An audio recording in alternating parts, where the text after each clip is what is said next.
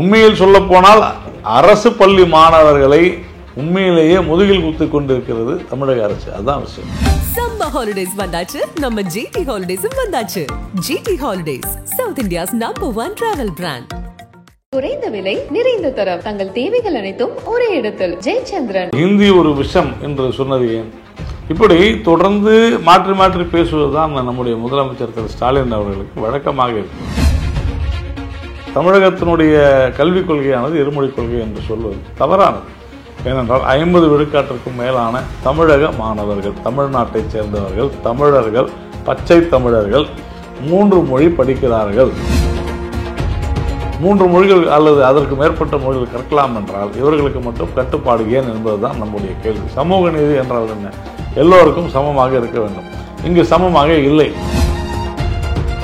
திருவள்ளூர் மாவட்டத்தில் ஒரு பள்ளியில் அங்கே இருக்கக்கூடிய மாணவர்களை செங்கல்லை சுமக்க வைத்திருக்கிறார்கள் கட்டுமான பணிக்காக. அவ்வளவு அரசு பள்ளி மாணவர்கள் என்றால் அவ்வளவு இலக்காரமாக இருக்கிறது. அந்த அரசு பள்ளி மாணவர்கள் ஏழை மாணவர்கள் என்ற காரணத்தினால அவர்களை அலட்சியப்படுத்துவதும் அவமானப்படுத்துவதும் மிக மோசமான செயல்பாடுகளை கொண்டிருக்கிறது இந்த பள்ளி நிர்வாகத்துறை. மும்மொழி கொள்கைக்காக திருமதி தமிழிசை அவர்கள் எல்லார்ட்டையும் கையெழுத்து வாங்கினாங்க. சட்டத்தை மீறி அவங்க அங்க இடையூறு பண்ணாங்க அப்படின்னு எல்லா கட்சியில இருந்தும் குறிப்பு. நீட்டு தேர்வுக்காக பள்ளி பள்ளியாக சென்று அங்க இருக்கக்கூடிய மாணவர்களை நிர்பந்தப்படுத்தி திமுகவினரை சேர்ந்தவர்கள் அந்த வகுப்பறைக்குள்ளே சென்று கட்டாயப்படுத்தி கையெழுத்து வாங்கலையா? எங்க போயிருந்தீங்க நீங்க? திமுகவினுடைய குண்டர்கள் தானே செய்தார்கள், இல்லை என்று மறுக்க முடியுமா? உதயநிதி ஸ்டாலின் சொன்னது போல ஏன் நீங்கள் ஒரு ரிப்போர்ட்டர் கேட்கும்போது என்ன போல சொல்ற, ஏங்க நீங்க மும்மொழி பாடத்திட்டத்தை ஏன் நீங்க செய்யலைன்னா, நாங்க அரசு பள்ளி மாணவர்களுக்கு உணவு கொடுக்குறோம், சீருடை வழங்குகிறோம், ஆனால் அறிவை மட்டும் போதிக்க மாட்டோம். நாலேஜ் வளர்ந்துடக்கூடாது. மது குடிக்காமல் இங்கு தமிழர்கள் மக்கள் வாழ்ந்து விடுவார்கள். மது விற்பனை இல்லாமல் தமிழக அரசியல்வாதிகள் சிலரால் ஒரு நாள் கூட இருக்க முடியாது. அந்த அளவிற்கு பல ஆயிரம் கோடி ரூபாய் வசூலாகிறது.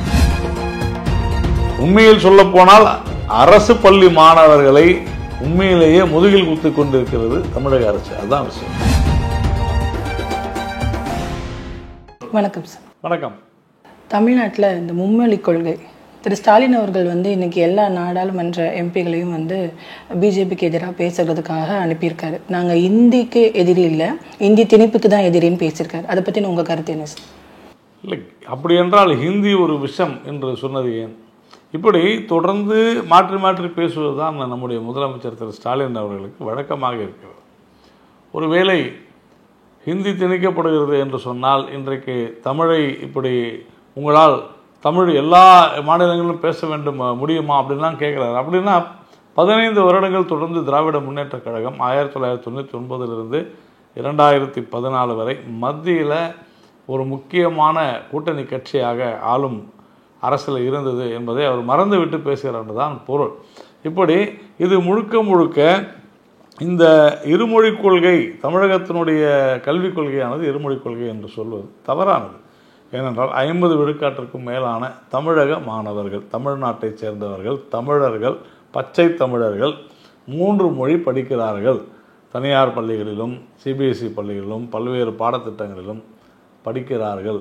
அப்படி என்றால் உங்களுடைய தமிழ்நாட்டினுடைய கொள்கை என்ற வாதமே அங்கே அடிபட்டு போகிறது. அப்படி என்றால் தமிழ்நாட்டினுடைய அரசு பள்ளி மாணவர்களுக்கான கொள்கைன்னு நீங்கள் வைக்கலாம். அது ஏன் அரசு பள்ளி மாணவர்களுக்கான தனி கொள்கை? அரசு பள்ளிகளில் படிப்பது ஏழை கிராமப்புற மக்கள் தான். அப்போ அவர்களுக்கு நகர்ப்புறங்களில் இருப்பவர்களுக்கும் உயர் நடுத்தர உயர் வகுப்பினருக்கும் பொருளாதார ரீதியாக 3 மொழிகள் அல்லது அதற்கு மேற்பட்ட மொழிகள் கற்கலாம் என்றால் இவர்களுக்கு மட்டும் கட்டுப்பாடு ஏன் என்பதுதான் நம்முடைய கேள்வி. சமூக நீதி என்றால் என்ன? எல்லோருக்கும் சமமாக இருக்க வேண்டும். இங்கு சமமாக இல்லை. அப்படி ஒருவேளை இல்லை தமிழ்நாட்டினுடைய கொள்கை இதுதான் என்றால் ஒரு மாரல் ரைட், மாரல் ரெஸ்பான்சிபிலிட்டி, தார்மீக அடிப்படையில் அவருடைய குடும்பம் நடத்தக்கூடிய சன்ஷைன் பள்ளியில் இனி 3 மொழிகள் கற்றுத்தரப்பட மாட்டாதுன்னு எழுதி கொடுக்க முடியுமா? யாருமே அங்கே படிக்க மாட்டாங்க. இதுதான் உண்மையான நேர்மையான ஒரு வாதம். அதற்கு அவர்கள் தயாராகலை. அதற்கு கேட்டால் மத்திய அரசு தான் 3 மொழிகளை கற்க சொல்கிறது அந்த பாடத்திட்டத்தில் அப்படின்றார். இவரை யாரும் கட்டாயப்படுத்தலையே நீங்கள் அந்த பாடத்திட்டத்தை எடுக்கணும்ட்டு. மாநில பாடத்திட்டத்தில் சன்ஷைன் ஸ்கூலில் நடத்தலாமே. இப்படி முன்னுக்கு முரணாக பேசுவது மட்டுமல்ல, அரசு பள்ளி மாணவர்களை அலட்சியப்படுத்தும் போகல நடந்து கொள்வதுதான் தவறு என்று சொல்கிறோம். இன்றைக்கு கூட பார்த்தோம் என்றால், நேற்றைய முன்தினம் திருவள்ளூர் மாவட்டத்தில் ஒரு பள்ளியில் அங்கே இருக்கக்கூடிய மாணவர்களை செங்கல்லை சுமக்க வைத்திருக்கிறார்கள் கட்டுமான பணிக்காக. அவ்வளவு அரசு பள்ளி மாணவர்கள் என்றால் அவ்வளவு இலக்காரமாக இருக்கிறது. கடந்த வாரத்தில் பார்த்தோம், ஒரு அரசு பள்ளியில் பெண்களை வந்து அந்த மைதானத்தை பெருக்க வைத்திருக்கிறார்கள். இப்படி அந்த அரசு பள்ளி மாணவர்கள் ஏழை மாணவர்கள் என்ற காரணத்தினால அவர்களை அலட்சியப்படுத்துவதும் அவமானப்படுத்துவதும் மிக மோசமான செயல்பாடுகளை கொண்டிருக்கிறது இந்த பள்ளி நிர்வாகத்துறை. அப்போது இதையெல்லாம் நாம் கேள்வி கேட்டால் இதற்கு ஒரு அவர்கள் தான் மரத்தமிழர்கள் என்றெல்லாம் பட்டம் கொடுத்துருவோம். நான் கூட திருநெல்வேலி மாவட்டத்தை சேர்ந்த தமிழன் தான். இது என்ன மாதிரியான ஒரு நியாயம் என்று தான் நாம் கேட்கிறோம். மும்மொழி கொள்கைக்காக திருமதி தமிழிசை அவர்கள் வந்து எல்லார்ட்டையும் கையெழுத்து வாங்கினாங்க. ஒரு ஆளுநர், முன்னாள் ஆளுநர் பாண்டிச்சேரிக்கு, தற்போதைய ஆளுநர் தெலுங்கானாவுக்கு சட்டத்தை மீறி வந்து அவங்க அங்கே இடையூறு பண்ணாங்க அப்படின்னு எல்லா கட்சியில இருந்தும் குறிப்பாக நீட்டு தேர்வுக்காக பள்ளியாக சென்று அங்கே இருக்கக்கூடிய மாணவர்களை நிர்பந்தப்படுத்தி திமுகவினரை சேர்ந்தவர்கள் அந்த வகுப்பறைக்குள்ளே சென்று கட்டாயப்படுத்தி கையெழுத்து வாங்கலையா? எங்கே போயிருந்தீங்க நீங்கள்? இன்னைக்கு யாரை கட்டாயப்படுத்தினாங்க? இன்றைக்கு கிட்டத்தட்ட 5 லட்சத்துக்கும் அதிகமானவர்கள் கையெழுத்திட்டு இருக்கிறார்கள் இந்த 5 நாட்களில். அதனால் இது எங்கேயுமே சட்டத்தை எல்லாம் யாரும் மீறவில்லை. சட்டத்தை மீறியது திராவிட முன்னேற்ற கழகம். பள்ளிக்குள்ளே புகுந்து அந்த பள்ளிகளில் வகுப்பறைகளே மாணவர்களை கட்டாயப்படுத்தி கையெழுத்து வாங்கியது யார்? திமுகவினுடைய குண்டர்கள் தானே செய்தார்கள். இல்லை என்று மறுக்க முடியுமா? அப்புறம் இது மட்டும் இப்படி சட்டவிரோதமாகும். தொடர்ந்து இந்த மும்மொழி கொள்கைக்கு எதிராக திரு கமல்ஹாசன் அவர்கள் உட்பட ஜெயக்குமார் அவர்கள் உட்பட பல பேர் வந்து இதுக்கான எதிர்ப்பை தெரிவிச்சுட்டு வந்துட்டு இருக்கிறாங்க. கல்வி நிதியை வந்து தடுத்து நிறுத்திக்கிட்டு அமைச்சர் பிரதான் அவர்கள் பேசுறது சரியா அப்படின்னு தொடர்ந்து கேள்வி எழுப்புறாங்க. இதை எப்படி பார்க்க? கல்விக்கான நிதி என்பது பட்ஜெட்டில் ஒதுக்கப்படுகிறது. அந்த நிதியில் இந்தியா முழுக்க சில திட்டங்கள் வகுக்கப்படுகிறது. அதாவது ஒரே மாதிரியான திட்டங்கள், யூனிக் அப்படின்னு சொல்லுவாங்க. அப்போ அப்படி செய்யும் பொழுது சமகர சிக்ஷா இதில் குறிப்பாக பார்த்தோம் என்றால் கணினி அறிவியலுக்காக அந்த நிதியிலிருந்து ஒரு போர்ஷன், ஒரு பகுதி ஒதுக்கப்படுகிறது. நான் என்ன கேட்குறேன், தமிழ்நாட்டில் பள்ளிகளில் கணினி அறிவியலுக்காக பாடம் இருக்கிறதா? அரசு பள்ளிகளில் இல்லை. அறிவியல் பாடத்தில் 3 பக்கத்துக்கு கணினி அறிவியல் நடத்துகிறாங்க. ஆனால் மற்ற தனியார் பள்ளிகள் சிபிஎஸ்சிலாம் கம்ப்யூட்டர் சயின்ஸ் அப்படின்னு தனி பாடமே இருக்கிறது. இன்றைக்கி சீனாவில் ஆர்டிஃபிஷியல் இன்டெலிஜென்ஸ் அறிமுகப்படுத்துகிறாங்க துவக்க பள்ளிகளில், பிரைமரி ஸ்கூலில். ஆனால் தமிழ்நாட்டில் இருக்கக்கூடிய அரசு பள்ளிகளில் கம்ப்யூட்டர் சயின்ஸை இன்னும் கொண்டு வரல. இதுதான் மிக மோசமான ஒரு சூழ்நிலை. இதைத்தான் நாம் சொல்கிறோம். அப்படி என்றால் உதயநிதி ஸ்டாலின் சொன்னது போல, ஏன் நீங்கள் ஒரு ரிப்போர்ட்டர் கேட்கும்போது என்ன போல் சொல்கிற, ஏங்க நீங்கள் வந்து மும்மொழி பாடத்திட்டத்தை ஏன் நீங்கள் வந்து செய்யலைன்னா, நாங்கள் வந்து அரசு பள்ளி மாணவர்களுக்கு உணவு கொடுக்குறோம், சீருடை வழங்குகிறோம், ஆனால் அறிவை மட்டும் போதிக்க மாட்டோம், நாலேஜ் வளர்ந்துடக்கூடாது. இதைத்தானே நம்ம கேள்வி கேட்கிறோம். அவ்வளவு மோசமான நிலைமையில தான் இன்னைக்கு தமிழ்நாடு அரசு பள்ளிகள் இருக்கிறது. பெண் குழந்தைகளை தேர்வு நேரங்கள், அதுவும் தேர்வு நேரத்தில், எப்போவுமே கூடாது, அதுவும் தேர்வு நேரத்தில் மைதானத்தை வந்து பெருக்க சொல்கிறாங்க. அங்கே இருக்கிற கழிப்பறைகளை சுத்தம் செய்ய சொல்கிறார்கள். இது எந்த விதத்தில் நியாயம் என்று தான் நாம் கேள்வி கேட்கிறோம். தொடர்ந்து வந்து பிஜேபி ஆளுகிற அதில் ஆளுமையில் இருக்கக்கூடிய மாநிலத்தை விட தமிழகம் சிறப்பாக தான் செயல்பட்டு இருக்கு. அப்படி இருக்கும்போது மும்மொழி கொள்கையை இங்கே தொடர்ந்து வலியுறுத்த வேண்டிய அவசியம் என்ன? நாம் கேட்குறது, நீங்கள் மும்மொழி கொள்கை அப்படின்றத தவறு, நாம் வலியுறுத்தலைங்க. நான் அதான் மறுபடியும் சொல்ல, திருப்பி ஒரே பதில் தான். சமூக நீதினா என்ன? எல்லாரும் ஈக்குவல் தானே சமூக நீதி. தனியார் பள்ளியில் படிக்கக்கூடிய, சிபிஎஸ்சி பள்ளியில் படிக்கக்கூடிய மாணவர்கள், தமிழ் மாணவர்கள் 50 விழுக்காட்டிற்கும் மேலாக. இப்போது ஒரு வீட்டில் 2 பேர் இருக்காங்கன்னு வச்சுங்க. ஒரு பையனுக்கு சிபிஎஸ்சி சிலபஸ்லேயும் இன்னொரு பையனை அரசு பள்ளி சேர்த்தா சும்மா இருப்பாங்களா? முதல்ல சேர்ப்பாங்களா? ஏன்? 2 பேருக்கும் சம உரிமை, 2 பேரும் சமமாக படிக்கணும்னு நினைப்பாங்க. இவ்வளோதானுங்க. ஒரு குடும்ப தலைவனை அதை செய்யும் பொழுது ஒரு அரசு ஏன் இப்படி ஒரு மாறுபட்ட விஷயத்தை செய்கிறது? உண்மையிலேயே உங்களுக்கு அக்கறை இருந்தால், இல்லை இந்த 3 மொழி கற்பிக்கப்பட்டால் இதனால் மிகப்பெரிய ஆபத்து வந்துவிடும் என்று சொன்னால் சிபிஎஸ்இ பள்ளிகளுக்கு அனுமதி கொடுக்காதீங்க. இன்னைக்கு இந்தியாவிலேயே 1625 பள்ளிகளை சிபிஎஸ்இ பள்ளிகள் நடத்தப்பட்டு வருகிறது தமிழ்நாட்டில். இது டெல்லி, ஹரியானாவுக்கு அடுத்து தமிழ்நாட்டில் தான் அதிகம். தமிழ்நாடு அரசு தலையில்லா சான்று கொடுக்கலன்னா எப்படி நடக்கும் இந்த பள்ளிகள்? அப்போது தவிர எல்லாரும் விருப்பப்பட்டு தானே சிபிஎஸ்இ பள்ளிக்கு போகிறாங்க. ஏன் போகிறாங்க? இதெல்லாம் மாநில பாடத்திட்டத்தில் நடத்தப்பட்டிருந்த பள்ளிகள் எல்லாம் சிபிஎஸ்சிக்கு சென்று கொண்டிருப்பது காரணம் என்னென்னா, மாநில அரசு பள்ளிகளுடைய பாடத்திட்டமானது மோசமாக இருக்கிறது, கல்வி முறை மோசமாக இருக்கிறது, பார்க்கிறோம் நாம். அப்போ உறுதியாக இதில் ஏன் கட்டாயப்படுத்துகிறோம்? நாம் கட்டாயம்லாம் நீங்கள் தான் கட்டாயப்படுத்துறீங்க. 2 மொழிக்கு மேலே எதுவும் படிக்கக்கூடாது. நாம் அப்படி சொல்ல, நீ எத்தனை மொழி வேணால் படிச்சுக்கொன்றது கட்டாயமா? இல்லை 2 மொழி தான் படிக்கணும்னு சொல்கிறது கட்டாயமா? எது கட்டாயம்? நாம் அதைத்தான். ஏன் நீங்கள் அரசு ஏழை கிராமப்புற அரசு பள்ளி மாணவர்களை கட்டாயப்படுத்துகிறீர்கள் 2 மொழிக்கு மேலே கற்காதே அப்படின்னு? ஒன்று நீங்கள் அங்கே எங்கன்னா போய் படிச்சுங்க. இதெல்லாம் நடக்கிற காரியமா? பள்ளிகளில் உங்களால் கற்பிக்க முடியாது, அவர்கள் வெளியே சென்று இப்படி கற்றுக்கொள்வார்கள். இந்த விஷயத்தில் திரு சந்திரபாபு நாயுடு அவர்கள் தமிழகத்தை சிறப்பாக பேசியிருக்காரு, ஸ்டாலினை பற்றி சிறப்பாக பேசியிருக்காரு. அப்போ அதை பற்றி நீங்கள் என்ன நினைக்கிறீங்க இந்த காரியத்தை குறித்து? என்ன பேசியிருக்காரு? தமிழ்நாடு இந்த இந்தி திணிப்பை அங்கீகரிக்கல, ஆங்கிலத்தில் அவங்க கவனம் செலுத்தின. சந்திரபாபு நாயுடு சொன்னது தப்பா. அவர் டீலிமிட்டேஷன் பேசினார், அதுக்கப்புறமா எஜுகேஷன் பேசினார்.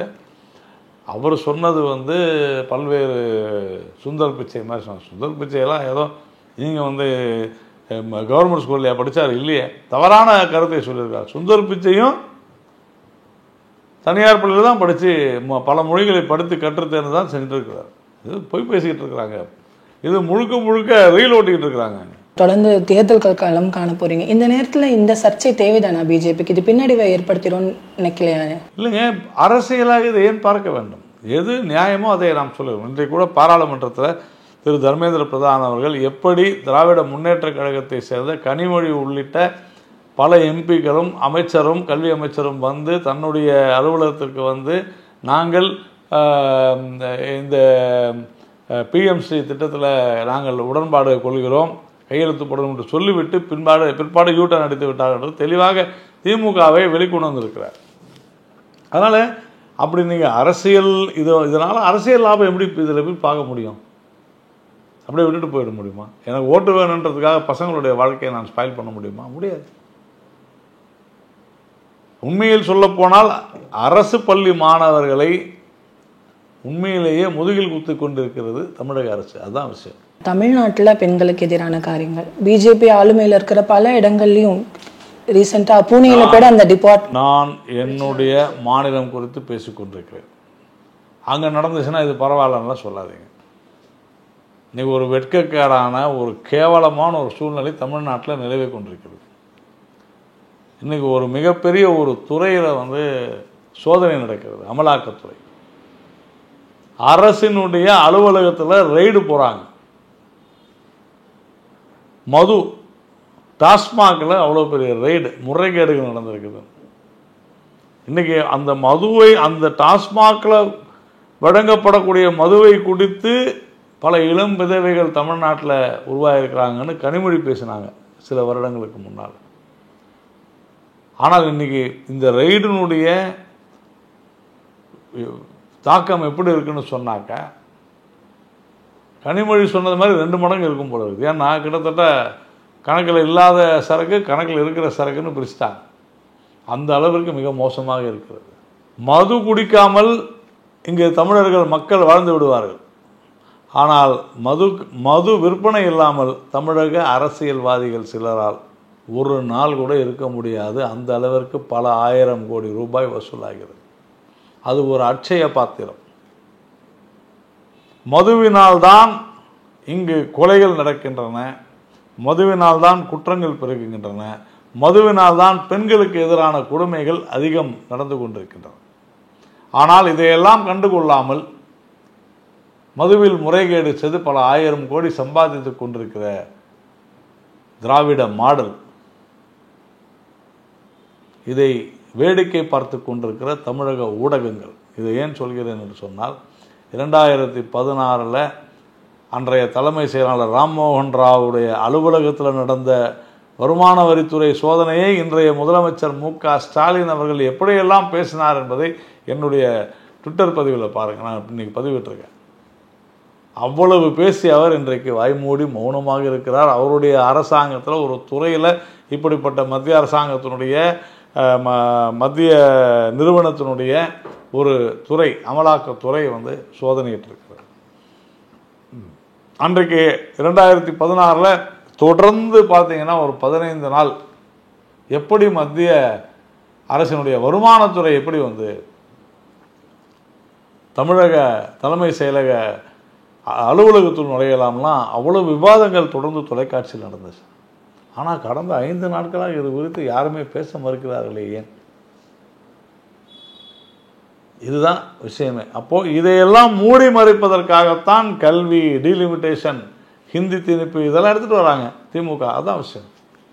ஒரு தரப்புல தொடர்ந்து திமுக மத்திய அரசுக்கு எதிரான பல காரியங்கள் செய்யறதுனால அவங்க நெருக்கிறதுக்காக தான் இந்த பழியவே மத்திய அரசு போட்டிருக்கு அப்படின்னு அவங்க தரப்புல சில பேர் பேசுறாங்க. அதை நீங்க எப்படி பாக்குறீங்க? அவர்களுடைய தவறுகளை தட்டி கேட்டு அந்த முறைகேடுகளை நசுக்குவதற்காக மத்திய அரசு முயற்சி செய்யும் போது அவர்கள் இந்த நெருக்கடியை தருகிறார்கள். வேண்டுமென்றே ஹிந்தி மொழி திணிப்பு, கல்விக்கு நிதி இல்லை, டீலிமிட்டேஷன், தொகுதி வரையறை என்றெல்லாம் பொய் சொல்கிறார்கள் என்று நான் சொல்கிறேன். இதுதான் அவசியம். நன்றி. நன்றி. சம்மர் ஹாலிடேஸ் வந்தாச்சு, நம்ம ஜிடி ஹாலிடேஸும் வந்தாச்சு. GT holidays, south India's number 1 travel brand. குறைந்த விலை, நிறைந்த தரம், தங்கள் தேவைகள் அனைத்தும் ஒரே இடத்தில். ஜெயச்சந்திரன்.